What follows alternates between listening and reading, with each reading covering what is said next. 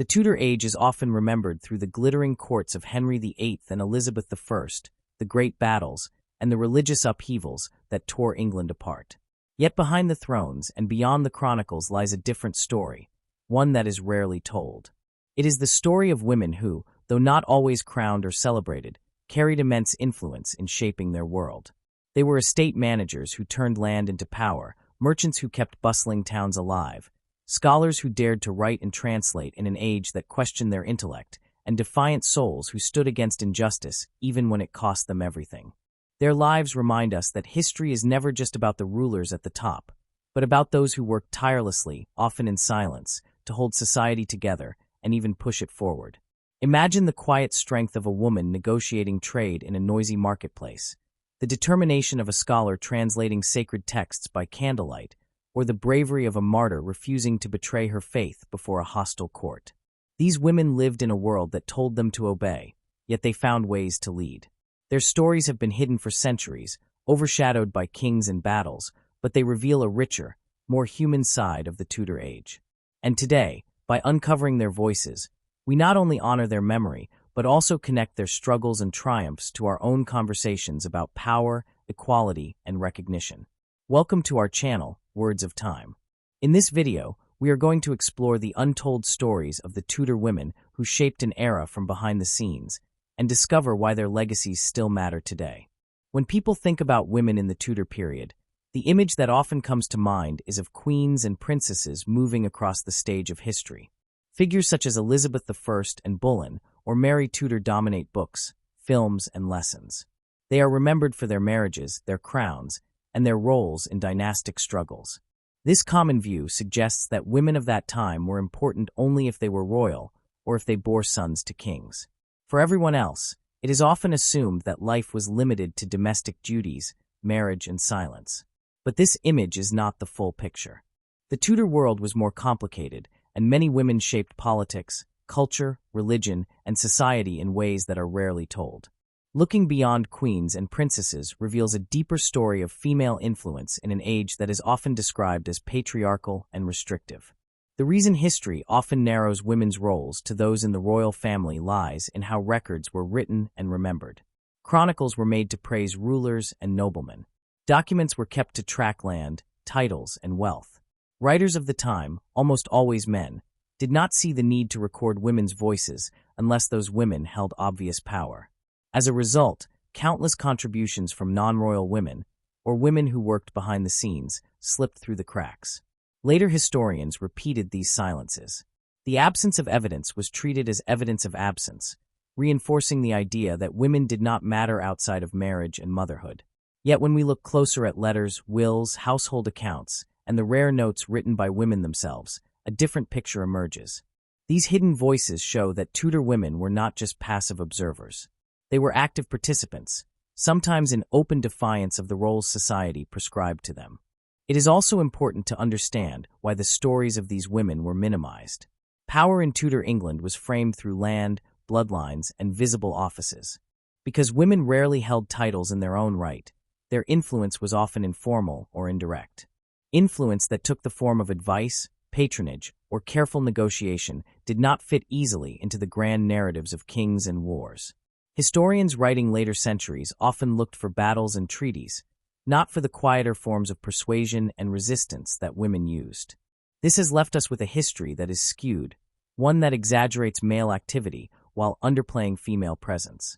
By challenging this imbalance, we gain not only a fuller sense of Tudor society, but also a reminder that power can take many forms. Beyond the court, women shaped religion in ways that still echo. During the Reformation, when England broke away from Rome, many women supported reformers by opening their homes as safe spaces for debate, providing money, and distributing texts that challenged Catholic teaching. Others resisted the changes, holding fast to the old faith and keeping traditions alive in secret. This was risky work, as both Catholic and Protestant authorities punished dissent harshly. Yet women continued to act, believing that their choices mattered for their families and communities. Their bravery shows that religious change in Tudor England was not driven only by kings and bishops, but also by ordinary people, including women whose names are rarely remembered. Women also left their mark on culture and education. Some noble women became patrons of writers, scholars, and artists, using their wealth to shape the intellectual life of the period. They read classical texts, translated works, and sometimes even wrote their own. These efforts were not always welcomed, as many believed that women should not venture into the realm of learning. Yet their work helped preserve and spread new ideas, bridging the gap between households and the wider world of scholarship. Even women without formal education influenced culture by preserving oral traditions, songs, and customs that shaped daily life. Their contributions kept alive the rhythms and values of Tudor society in ways that rarely made it into official records. Economically, women could also wield surprising power. Widows, in particular, often managed estates, businesses, and legal affairs with skill. In towns and villages, women traded goods, brewed ale, ran shops, and took part in local markets. Their work was essential to community survival. While men might be recorded as the official heads of households, the reality of daily life meant that women's labor and decisions were central. Records of disputes, contracts, and guild accounts show glimpses of these hidden activities. They remind us that Tudor society was not sustained by men alone, but by networks of cooperation in which women played indispensable roles. Even in politics, where women were supposedly absent, they found ways to exert influence. Letters written by noble women to courtiers and monarchs reveal careful negotiations. Women often acted as intermediaries, using family connections to press for favors, pardons, or positions for their relatives. These letters may appear modest on the surface, but they demonstrate an understanding of power and strategy. Women knew how to use language, timing, and relationships to achieve outcomes that mattered to them. Though they did not sit in parliament or lead armies, they shaped decisions through persistence and persuasion. The erasure of these contributions has consequences for how we understand the Tudor period. When women are seen only as wives or mothers, history seems one-dimensional. It appears as if men alone drove change, while women existed only on the margins. But when we bring back the stories of women beyond the queens, the picture becomes richer and more accurate. We see a society where influence took many forms and where women navigated obstacles to make their voices heard. Their stories remind us that history is not just about who wore the crown, but also about those who shaped the world in less visible ways. Recognizing these hidden figures also challenges modern assumptions about the past. It is easy to imagine that progress has been a steady line from silence to equality, from invisibility to recognition. The reality is more complex. Tudor women operated in a world of strict gender expectations, but they still found ways to act, resist, and create. Their strategies may have been subtle, but they were no less powerful. By paying attention to them, we see that history has always been shaped by people who worked outside the spotlight. This invites us to think differently about power itself, to see it not just in thrones and laws, but also in the choices made in homes, markets, and communities. As we look beyond the queens, we uncover a network of women who defied the limits set for them. They shaped religion during times of upheaval, supported intellectual growth, sustained local economies, and guided political outcomes from behind the scenes. Their names may not always be familiar, but their impact was real and lasting. To tell their stories is not simply to add a few missing pieces to the puzzle of Tudor England. It is to redraw the picture itself, showing that influence and agency were more widespread than the official records admit. In doing so, we honor the depth and variety of women's roles and gain a fuller understanding of an age often defined only by its kings and queens. The Tudor period remains one of the most studied eras in English history. Its queens are remembered for their dramatic lives, their struggles for power, and their lasting legacies. But the true story of Tudor women cannot stop there. To see them only as wives or monarchs is to miss the hidden power brokers who shaped events in quieter but profound ways. Their stories are waiting to be told, not as footnotes, but as essential parts of the past. By uncovering them, we not only give justice to their memory, but also learn to question the ways history itself has been written. And that, perhaps, is the most important lesson of all. The Tudor world was never only about the kings and queens whose names echo through history books. Beneath the surface of courts, wars, and dynastic struggles existed countless women who carried responsibilities that kept their families, communities, and even the wider nation functioning. They may not have worn crowns, but they bore the weight of households, businesses, faith, and culture. In many ways, they were the quiet foundations upon which Tudor society stood. Their stories are less visible because they were rarely written down in grand chronicles or celebrated in monuments, yet they matter deeply. To understand them is to understand how ordinary life intertwined with the broader currents of history, revealing that influence and power took forms far beyond the throne.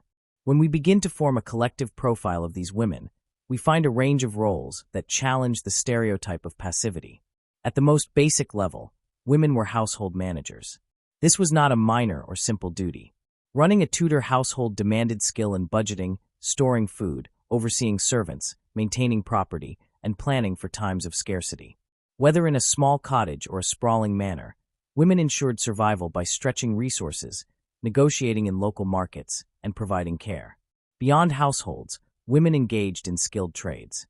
They brewed ale, produced textiles, managed inns, and sold goods in markets.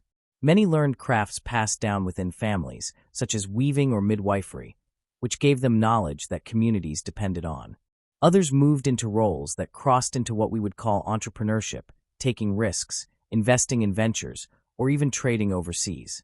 To thrive in this world, certain traits were essential, and time after time we see women displaying them with remarkable consistency. Resilience stands out first. Life in the 16th century was unstable. Disease, poor harvests, shifting religious policies, and local disputes made survival uncertain. Women could not afford to be fragile. They adapted to loss, whether through widowhood or the death of children, and continued to hold their households together. Alongside resilience was resourcefulness. Tudor women often worked with limited means, finding creative solutions to shortages and seizing opportunities where others might see none. They reused, repurposed, and reimagined, ensuring that their families could weather both lean years and sudden changes in fortune. The third common trait was quiet determination. Their world did not reward open ambition in women, and yet many still carved out space for their influence. Through persistence, careful relationships, and subtle negotiation, they left marks that shaped communities and, in some cases, history itself. A closer look at daily life makes these qualities more vivid. Imagine a Tudor woman in a small town, rising at dawn to oversee the baking of bread, the brewing of ale, and the preparation of meals for the day. She checks household accounts, ensuring that enough grain is set aside for the week. She negotiates with a neighbor for cloth, exchanging goods or services in the absence of coin. She tends to children, teaches them prayers, and instills the values of thrift and hard work. Later, she joins other women at the market, where news and goods alike are exchanged. These moments may not seem grand, but together they reveal a rhythm of life that kept Tudor England alive. The challenges were constant: illness without modern medicine, childbirth without reliable safety, and the risk of poverty if a husband died or failed in his work. Yet within these difficulties, women showed their strength. Their choices were often the difference between a family's survival and its collapse. Among the many women whose lives exemplify this hidden power, a few stand out not only because their names survived, but also because their stories highlight the diversity of female roles. One such figure is Bess of Hardwicke. Born into modest circumstances, Bess rose to become one of the wealthiest women in England. Her success did not come from inheritance alone.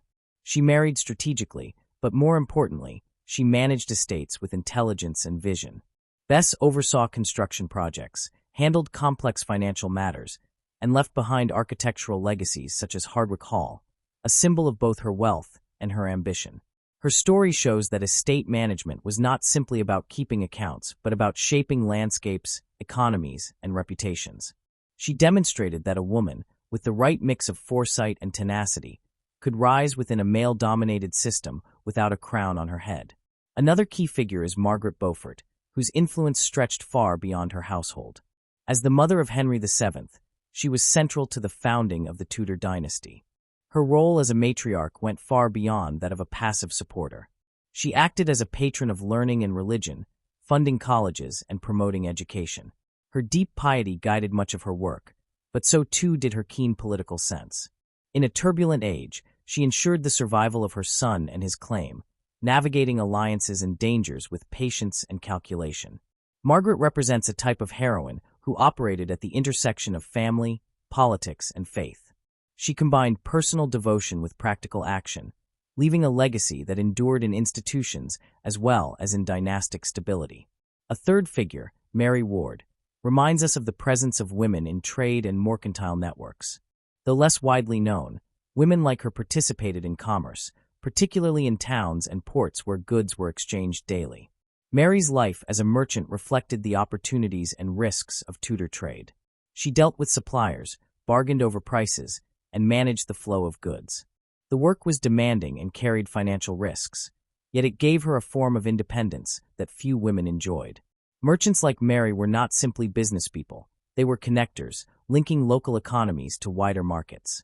Their efforts supported towns and contributed to the growth of England's commerce, which was vital for the prosperity of the realm. These women, though different in scale and setting, share qualities that tie them together. They managed, built, negotiated, and persevered in a world that often overlooked them. Their work reveals that Tudor women were not simply confined to homes or defined by marriage. They shaped property, faith, and trade. They were estate builders, pious patrons, and daring traders. And beyond these known figures, countless unnamed women lived similar lives, balancing endless tasks with resilience and skill. To imagine their daily challenges is to bring their contributions closer. Consider again the widow managing a small holding. She must decide how to divide labor among her children, when to plant crops, and how to guard against hunger in winter. She deals with local officials, pays taxes, and perhaps even defends her rights in court if neighbors challenge her. Or think of the brewer in a market town, carefully measuring grain and hops, maintaining quality, and securing customers. Her livelihood depends on reputation, and a single failure could ruin her standing. These daily calculations, invisible in official records, were acts of management, leadership, and endurance. The Tudor period was also a time when women's faith shaped their lives and communities. Many turned their homes into centers of devotion or quiet resistance, depending on whether they held to Catholic traditions or embraced Protestant reforms. Women who preserved old prayers and rituals passed them to children, keeping traditions alive in times of upheaval. Others risked punishment by distributing forbidden texts or offering shelter to reformers. In both cases, their role was crucial to the survival of belief systems that shaped England's identity for generations. Faith was not only personal but communal, and women often stood at the heart of its practice. Education also played a role in the lives of some Tudor women. Though opportunities were limited, noble women and wealthy merchants' daughters sometimes received training in languages, literature, and scripture. Women like Margaret Beaufort used their learning to sponsor institutions that advanced education more broadly. Others translated texts or wrote devotional works, contributing to intellectual life despite restrictions. Even when not formally educated, women taught children prayers, songs, and customs that carried culture across generations. These acts of teaching preserved knowledge and shaped the moral fabric of Tudor communities. If we step back to look at the bigger picture, the unsung heroines of the Tudor era were not exceptions to their age, but representative of it. They illustrate the wide spectrum of ways women contributed, from sustaining families and managing estates to funding colleges and driving commerce. They reveal that influence was not limited to those with crowns. It was woven into the daily labor of countless women, both named and unnamed, whose lives made Tudor England what it was. In recovering their stories, we challenge the idea that history belongs only to the loud, the visible, or the crowned.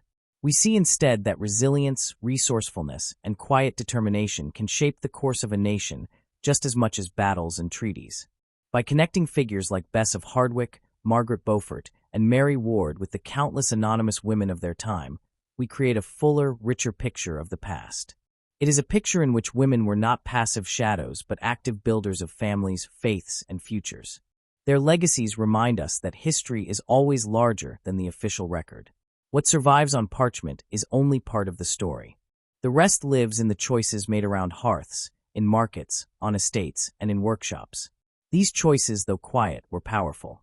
They shaped generations and deserve to be remembered as part of the story of Tudor England.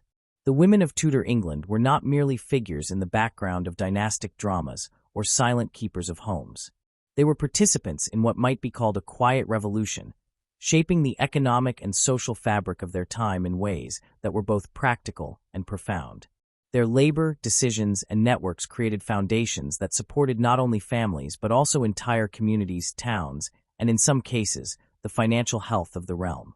While history has long placed crowns and battlefields at the center of attention, The true strength of Tudor society was held together by those who knew how to manage resources, secure livelihoods, and guide the values of their households and communities. These women were not loud rebels, but quiet revolutionaries who transformed their world through persistence, skill, and resilience.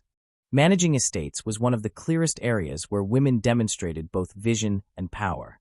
Lady Mary Sidney, remembered today in part because of her literary family, was also a capable estate manager. She understood that land was wealth, and wealth was survival. Her role extended far beyond supervising servants or approving accounts. Estate management required her to oversee agricultural production, negotiate rents with tenants, maintain buildings, and ensure steady income. Any failure could mean losses that rippled across villages tied to her lands. In her hands, the estate was not only a family inheritance, but also a miniature economy. Mary Sidney's success showed how a woman, entrusted with responsibility, could not only preserve wealth but increase it, providing stability in a world where fortunes could vanish quickly. Elizabeth Talbot, better known as Bess of Hardwicke, offers perhaps the most striking example of estate management turned into empire building. Born into modest circumstances, she climbed the social ladder through strategic marriages and, crucially, through her own financial genius. Bess acquired lands, invested in building projects, and managed estates with precision. Her crowning achievement, Hardwicke Hall, remains a monument not only to her wealth but also to her ability to turn resources into lasting legacies.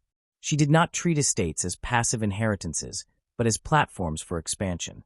Through careful negotiation, shrewd legal dealings, and relentless ambition, she built one of the largest fortunes in Tudor England. Her story highlights that the management of estates was not a static duty, but a dynamic, creative enterprise where women could excel if given the opportunity. Beyond the great halls of noble estates, Tudor women shaped the economy through trades and crafts. Female artisans, merchants, and guildswomen held essential roles in urban centers, and their entrepreneurial spirit kept local economies alive. Alice Claver, a fishmonger, made her mark in the bustling world of London markets.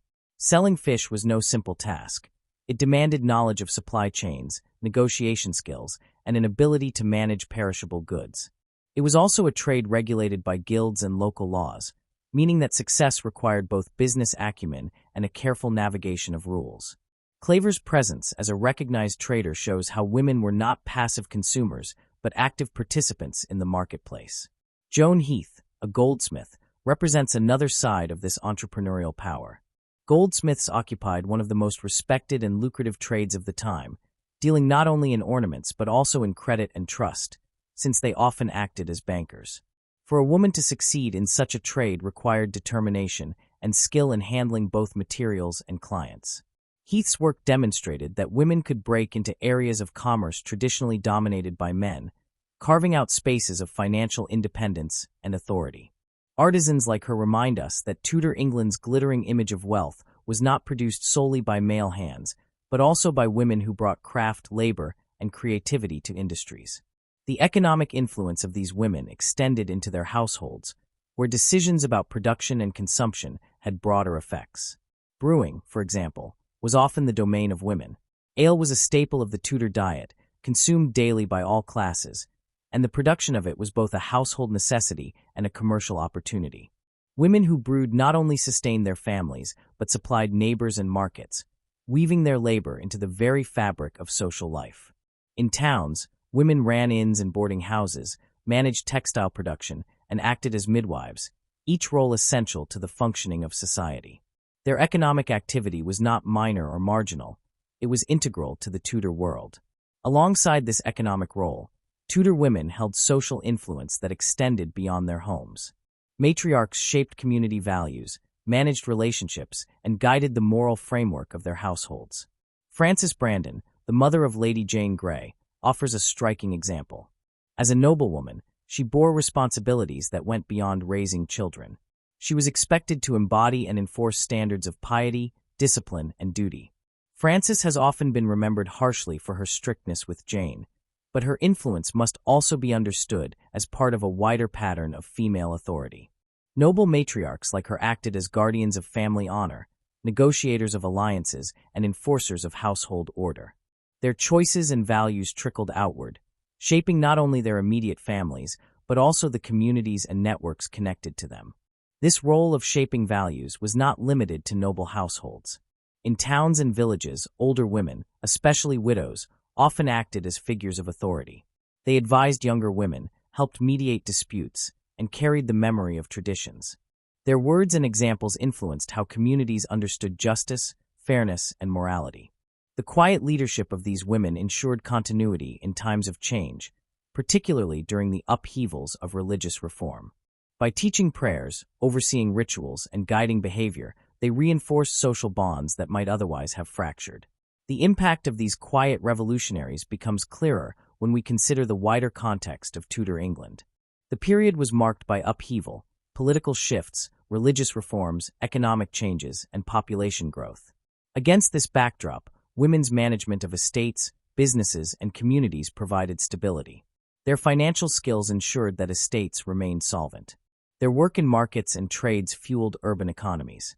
Their social authority held families and communities together during uncertain times. Without their contributions, the Tudor world would not have functioned as it did. It is striking that the official records often fail to capture this reality. Wills, court cases, and occasional mentions in guild rolls provide glimpses, but much has been lost. This absence should not be mistaken for insignificance. Rather, it reflects how power and influence were defined narrowly in historical writing. By broadening our lens to include estate managers like Mary Sidney, financial builders like Bess of Hardwick, entrepreneurs like Alice Claver, artisans like Joan Heath, and matriarchs like Frances Brandon, we can see that women were indispensable actors in shaping their age. Their stories also force us to rethink what counts as power. For centuries, history has equated power with armies, offices, and crowns. Yet the management of resources, the shaping of values, and the sustaining of communities were equally vital. Power can be quiet, subtle, and dispersed. It can be exercised through negotiations over land rents, through the brewing of ale, through the strict guidance of children, or through the steady growth of a fortune. In each of these acts, Tudor women demonstrated that they were far from passive. They were practical visionaries who recognized the realities of their world, and the legacy of these women lingers in more ways than we might expect. The colleges funded by Margaret Beaufort, the estates shaped by Bess of Hardwick, the crafts perfected by guildswomen, and the values instilled by matriarchs like Frances Brandon all contributed to the long-term development of English society. Their quiet revolution did not overturn thrones, but it built the structures of everyday life that endured far longer than any single reign. Their stories remind us that history is not only about the dramatic moments of coronations or executions. It is also about the steady, determined labor of those who kept the world turning in the background. As we weave together the lives of these women, a pattern emerges. They were estate managers, artisans, traders, and moral guides. They balanced households and economies, blended resilience with creativity, and carved out influence in spaces where they were not expected to lead. Their work gave them a kind of authority that did not need a crown to be recognized by those around them. They were, in every sense, quiet revolutionaries, building wealth, preserving communities, and shaping values in ways that history is only now beginning to acknowledge. The quiet revolution that Tudor women waged through economic and social power extended seamlessly into the realms of learning, patronage, and intellectual life. If their estate management, trade, and moral authority ensured the practical stability of Tudor England, their roles in education and cultural patronage provided the kingdom with its intellectual and artistic vibrancy. These women were not only guardians of households and markets, they were also thinkers, readers, writers, and patrons. They nurtured ideas, supported scholarship, and advanced the arts in ways that challenged assumptions about women's intellectual capacity and influence. The Tudor world was an age of debate, reform, and cultural flowering, and women were not simply passive observers of this ferment. They were active contributors, proving that the minds behind the monarchs were often female. One of the most striking features of the educated Tudor elite was the way in which women embraced opportunities for scholarship despite social limitations. Mary Sidney Herbert, Countess of Pembroke, stands out as one of the most brilliant figures of the period. Sister to the poet Sir Philip Sidney, she took her brother's literary ambitions and extended them in remarkable ways. Mary translated texts from French, Italian, and Latin, and she produced works that circulated widely among learned circles. She fostered literary communities around her household, turning it into a hub for poets, thinkers, and writers. Her work was more than an echo of her brother's reputation. It was a contribution in its own right that enriched English letters. In a society where women were often discouraged from intellectual pursuits, Mary Sidney's writings showed that female scholarship could match and sometimes surpass that of men. Catherine Parr, the last wife of Henry VIII, provides another powerful example of female intellectual achievement. She was more than a survivor of a dangerous marriage. She was also a scholar and writer whose works left a mark on religious thought. Catherine published texts in her own name, including prayers and meditations that displayed her deep engagement with theology. She translated works from Latin, demonstrating her mastery of languages, and she acted as a patron to reformist thinkers during a period of religious upheaval. Her role as queen gave her visibility, but it was her scholarship and conviction that allowed her to influence both court and country. Catherine Parr reminds us that queenship could include not only ceremonial duties, but also a genuine contribution to the intellectual and spiritual debates of the age. These examples were not isolated. The noblewomen of Tudor England often cultivated learning, ensuring that their households became centers of cultural exchange. They studied languages, music, and literature, sometimes corresponding with scholars across Europe. Their education, though not always formal in the way that men's was, gave them tools to engage in debates and shape ideas. In doing so, they challenged the assumption that women were naturally unsuited for intellectual life. Instead, they demonstrated that the mind knew no gendered boundary, and that curiosity, discipline, and intellect belonged to all. The importance of patronage cannot be overstated in this context. Patronage was the lifeblood of the arts and sciences in Tudor England. Painters, poets, scholars, and musicians all depended on the support of wealthy individuals who could fund their work, provide protection, and offer opportunities for circulation. Noble women were often at the heart of these networks. They used their influence to promote the careers of writers and thinkers, sometimes shaping the very direction of cultural development. Mary Sidney Herbert, for example, not only wrote herself but also fostered the literary ambitions of others. Her household became a place where talent could thrive, her patronage creating a ripple effect in the growth of English literature. Elizabeth I's court provides another striking case. The Queen herself was famously educated and intellectually brilliant, but her ladies-in-waiting also played crucial roles in fostering culture. Many of them were well-read, fluent in several languages, and engaged in writing, translation, and discussion. These women were not simply ornamental attendants. They were active participants in the intellectual life of the court. Their presence created a climate where learning was valued and where scholarship could flourish. Through their connections, they promoted poets, supported scholars, and ensured that the court was a vibrant center of ideas as well as politics. The act of patronage was not limited to funding or hosting. It often included correspondence, advice, and negotiation. Women acted as mediators between scholars and power, smoothing paths and opening doors.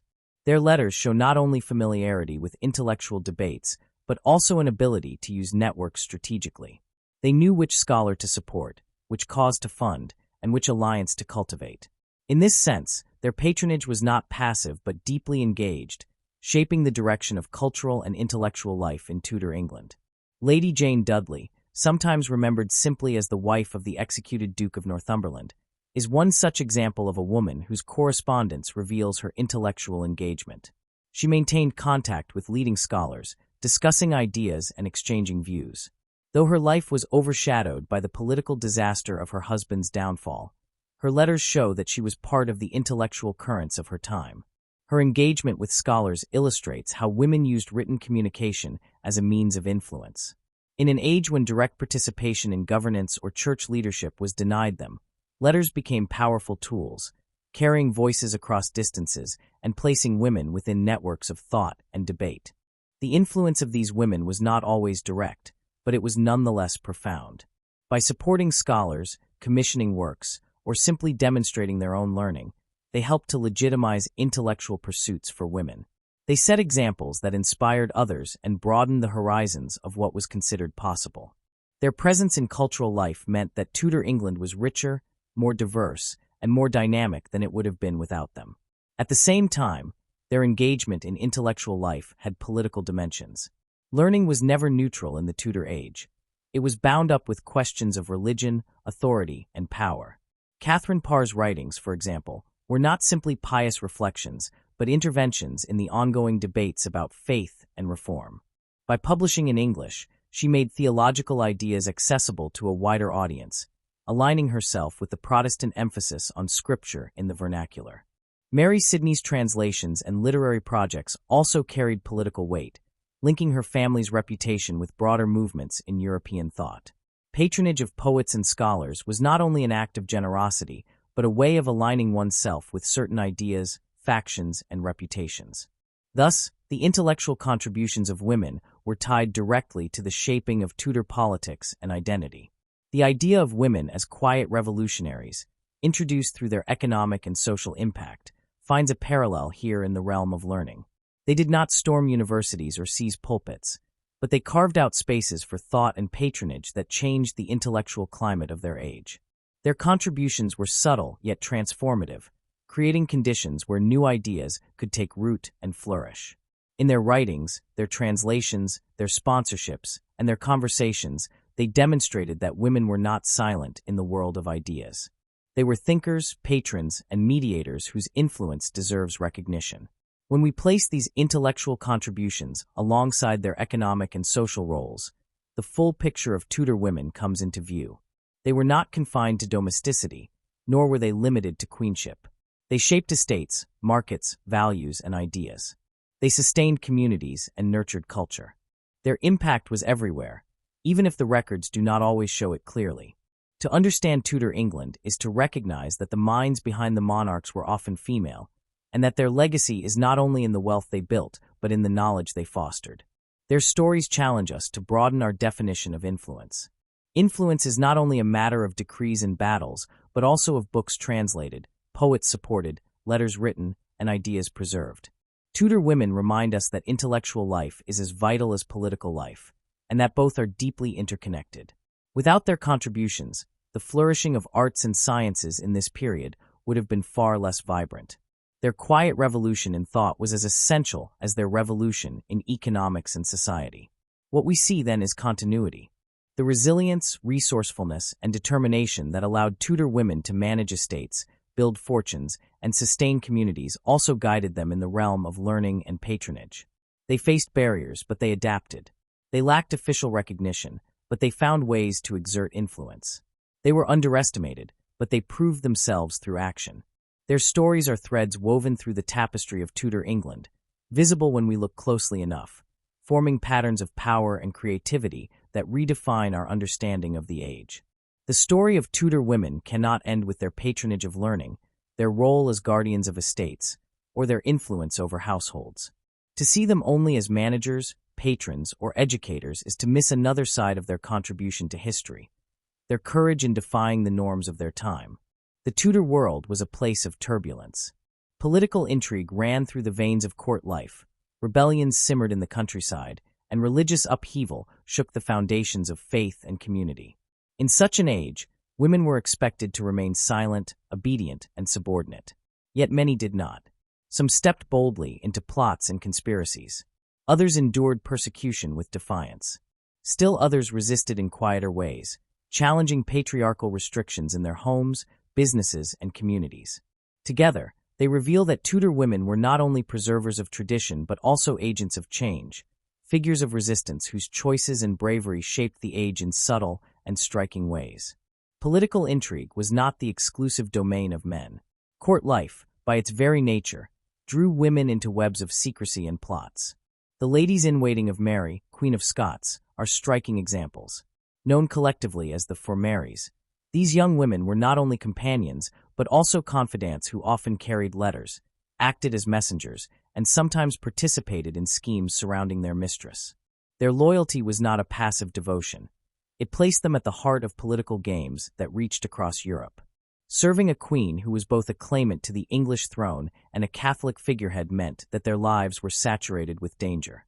To remain close to Mary was to risk being implicated in her conspiracies, yet they stood by her. Their presence in these intrigues shows how the seemingly ceremonial role of a lady-in-waiting could in fact carry political weight and peril. Elizabeth Stafford, Duchess of Norfolk, provides another powerful illustration of women stepping into the political storm. She was linked to Wyatt's Rebellion of 1554, a movement that opposed the marriage of Queen Mary I to Philip of Spain. Although the rebellion ultimately failed, the fact that Stafford and other women were tied to it demonstrates that political unrest was not the sole province of men.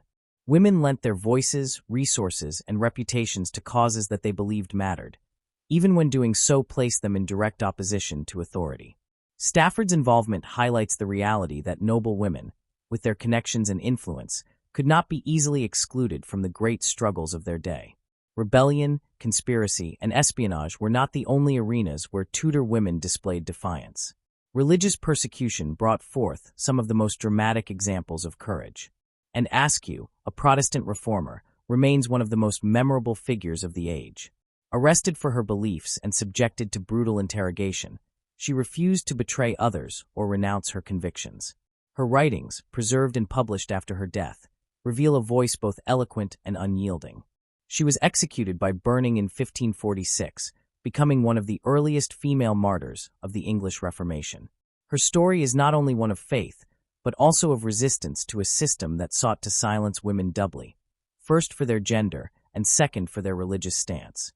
Her refusal to conform stands as a testament to the strength of women's voices, even in the face of death. On the opposite side of the religious divide, Margaret Pole, Countess of Salisbury, embodies the courage of Catholic defiance.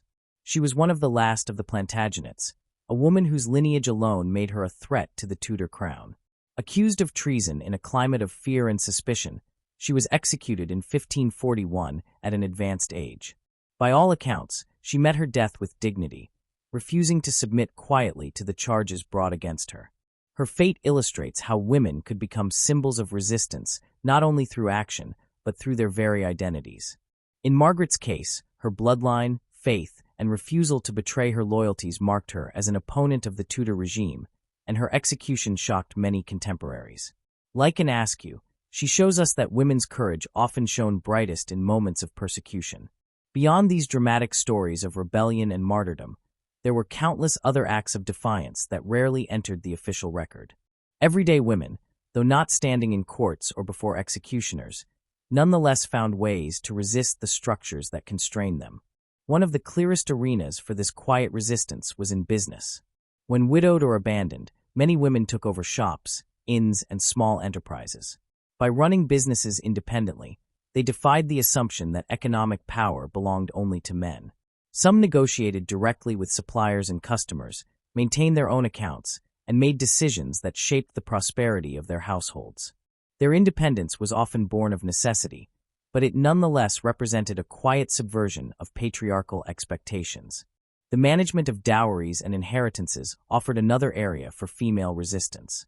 Women were expected to bring dowries into marriages, where they became part of a husband's control. Yet many women found ways to protect or reclaim these assets, ensuring that they maintained some degree of financial autonomy.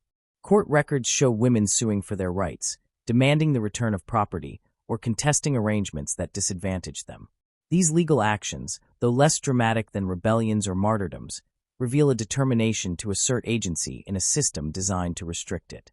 Each woman who defended her dowry or inheritance chipped away at the assumption that she was merely a passive vessel for her husband's wealth. Religious devotion also provided spaces for subtle resistance. Women who continued to practice outlawed forms of faith, whether Catholic rituals under Protestant rule or Protestant gatherings under Catholic regimes, risked fines, imprisonment, or worse. Yet they persisted. Many homes became secret chapels, where women led prayers, preserved sacred objects, and taught children the forbidden rites of their faith. These quiet acts of defiance sustained religious traditions during periods of persecution. They also underscored the role of women as protectors of conscience, guardians of belief who refused to let shifting regimes dictate their inner convictions. Even in the rhythms of daily life, resistance took root. Consider the widow who refused to remarry, choosing instead to retain control over her household and property. Or the mother who insisted on educating her daughters, defying the idea that girls required only the skills of domestic service. Or the artisan who taught her craft to her children, ensuring that her knowledge would not die with her. Each of these decisions may appear small in isolation, but together they represent a culture of resilience, where women challenged norms not with banners and armies, but with choices and persistence. The courage of Tudor women, then, took many forms. It could be bold and visible, as in the case of an Askew or Margaret Pole.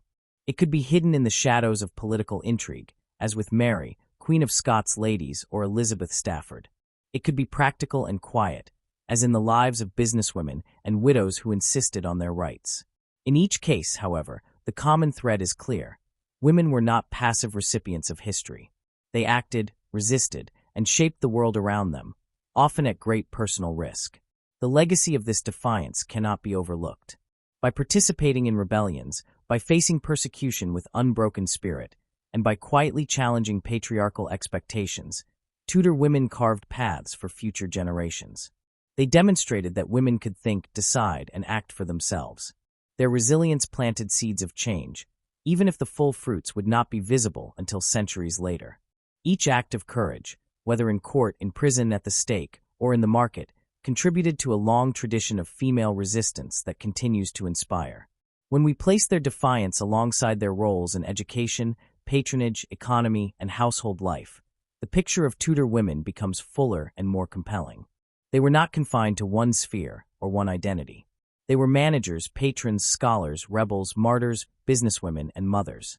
They preserved traditions and created new ones. They conformed when they had to, resisted when they could, and endured always with resilience. To understand Tudor England without acknowledging their courage is to miss the heartbeat of the age. The women who defied the norms of their time remind us that history is never simply the story of those who hold thrones or lead armies. It is also the story of those who resist, who challenge, who stand firm in the face of injustice. Tudor women, in their defiance, show us that agency takes many forms. Sometimes it is loud and visible, sometimes it is quiet and hidden, but always it matters. They were not shadows behind the monarchs, but lights in their own right, shining in times of darkness and turmoil. And in their courage, we find not only the story of a past age, but the roots of struggles that continue into the present. The women of the Tudor world, whether queens, noblewomen, artisans, martyrs, or merchants, were far more than supporting characters in a drama dominated by kings and battles. They were managers of estates, quiet revolutionaries in trade and household economies, patrons of the arts, thinkers who advanced learning, and defiant figures who resisted oppression in ways both subtle and bold. Their influence was pervasive, yet for centuries their contributions were obscured by the way history was recorded. Written largely by men, official chronicles privileged the visible power of thrones and armies, while neglecting the quieter but equally transformative power of women's work, choices, and courage. To reclaim their legacy is not simply to add a few overlooked names into the narrative, but to reshape our understanding of what Tudor England truly was, a society sustained and shaped by women at every level. Their impact extended into every corner of Tudor life. On the economic front, women demonstrated extraordinary capacity to manage estates, build fortunes, and sustain local economies. Figures like Bess of Hardwick turned estate management into a platform for social mobility and architectural innovation. Merchants and artisans such as Alice Claver and Joan Heath kept towns thriving through their entrepreneurial spirit, showing that women were central to commerce. Household managers, often anonymous, ensured survival through resourcefulness in times of scarcity. All of this activity challenged the notion that economic agency was exclusively male, even though official documents rarely celebrated it. In intellectual and cultural life, women were equally influential. Catherine Parr, with her theological writings, and Mary Sidney Herbert, with her literary contributions, revealed that women could participate fully in the world of scholarship and religious debate. Noble women at court, including Elizabeth I's ladies-in-waiting, fostered networks of patronage that supported writers, musicians, and scholars. Their efforts not only enriched the cultural landscape of the time, but also provided models of female intellectual agency. Even in correspondence, women like Lady Jane Dudley revealed themselves as participants in European intellectual discourse, proving that women's voices could carry weight in shaping ideas. In politics and faith, their roles often demanded courage. And Askew stood firm in the face of brutal torture and death, leaving behind writings that testified to her strength. Margaret Pole's execution underscored the dangers of loyalty and conviction in an age of shifting allegiances. Elizabeth Stafford's involvement in rebellion and the four Marys' participation in the intrigues surrounding Mary, Queen of Scots, showed that women were drawn directly into the political storms of their time. Even outside such dramatic cases, countless women engaged in quiet acts of resistance, managing businesses independently, defending their dowries, practicing forbidden faiths in secret. That all chipped away at patriarchal expectations. Their resilience was not always recognized, but it was undeniable. What binds all of these stories together is the fact that women's power, while often informal and unacknowledged, was nonetheless real and consequential. They influenced households, communities, economies, religious practice, cultural expression, and political intrigue. Without them, Tudor England could not have functioned. Yet because much of their influence did not take the form of official office or military command, historians long treated it as secondary. Only by re-examining sources and listening for the quieter voices in letters, wills, and accounts can we begin to appreciate the depth of their impact. Reclaiming this legacy is not merely about fairness to the past, it has pressing relevance today.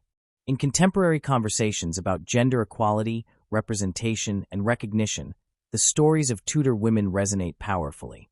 They remind us that the struggle for agency and acknowledgement is not new. Women in the 16th century fought for space within systems designed to exclude them. They used resilience, intellect, and creativity to assert themselves in homes, markets, courts, and prisons.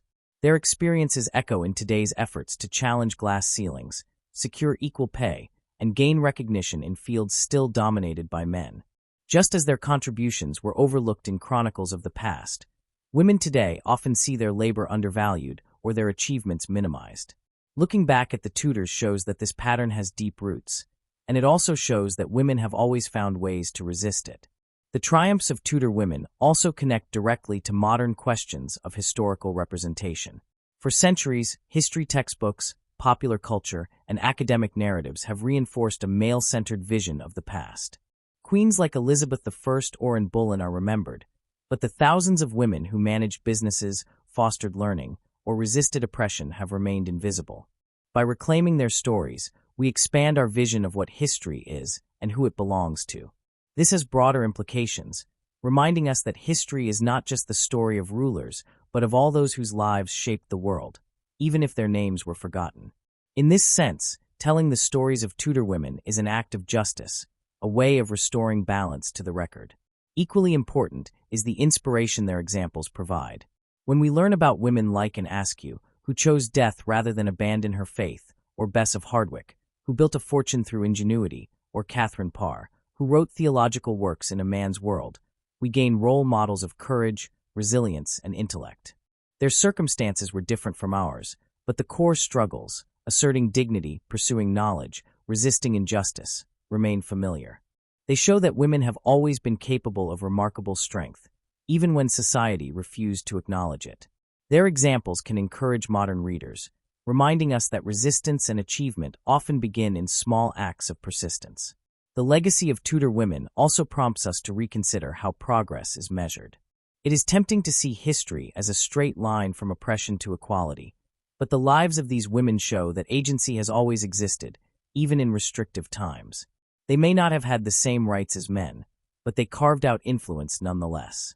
Their resilience complicates simplistic narratives of progress, showing that history is not only about the laws that change, but about the individuals who push against boundaries in their own ways. This recognition adds depth to our understanding of both past and present struggles. As we reclaim the legacy of Tudor women, we also see the importance of expanding our curiosity. Their stories invite us to look beyond the obvious, to seek out the hidden contributions in every period of history. If Tudor England, one of the most studied eras in English history, still holds so many overlooked female figures, how many more remain hidden in less explored times and places?